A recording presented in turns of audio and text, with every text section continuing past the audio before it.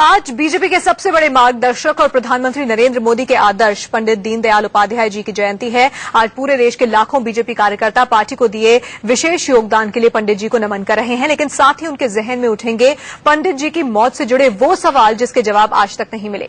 11 फरवरी 1968 की उस काली रात चलती ट्रेन में पंडित जी की हत्या किसने की, कैसे की और क्यों की?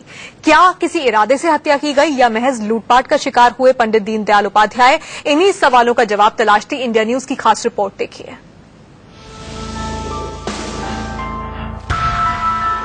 25 सितंबर की तारीख भारतीय जनता पार्टी के राजनीतिक इतिहास की स्वर्णिम तारीख है।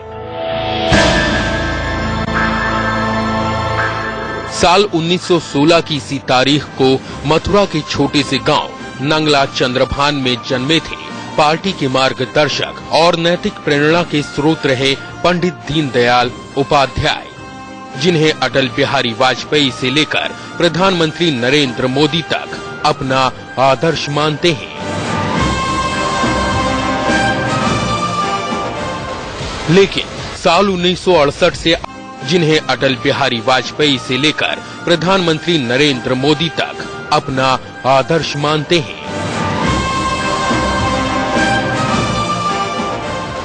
लेकिन साल 1968 से आज तक जब भी पंडित जी की जयंती की तारीख करीब आती है, एक बड़ा सवाल भी पार्टी के लाखों कार्यकर्ताओं के जहन में उठता है कि आखिर कैसे हुई थी पंडित जी की हत्या, किसने की थी और क्यों की थी।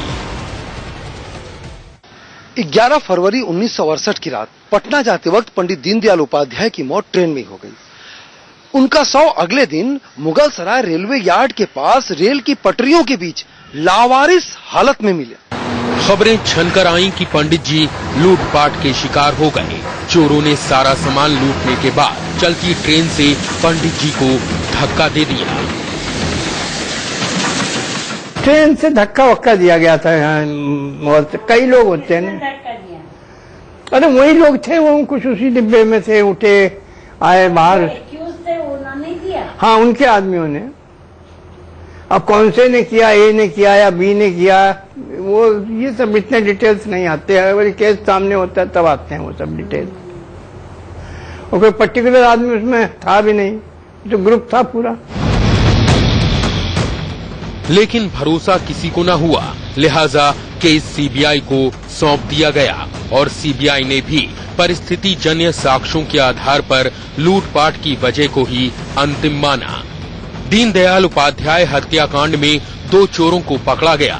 इतने बड़े नेता की हत्या का केस चला और दोषियों को सजा सुनाई गई सिर्फ 4 साल की।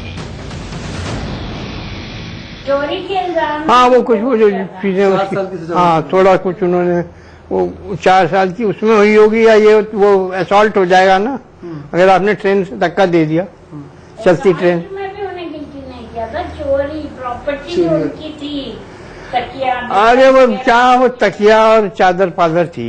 3rd क्लास में ट्रेवल करता था वो आदमी।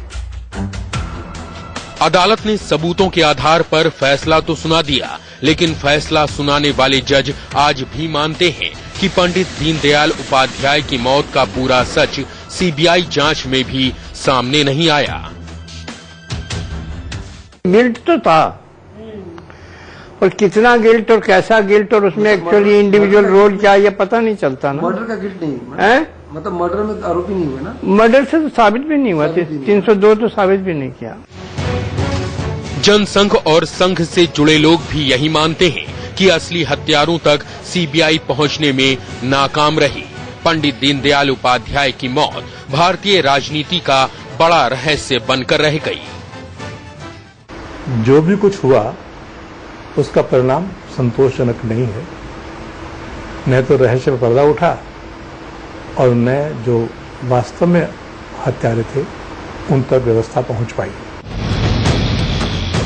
दीनदयाल उपाध्याय की हत्या के वक्त बीजेपी का जन्म नहीं हुआ था और जिस जनसंघ के वो सर्वोच्च नेता थे वो सत्ता में नहीं था।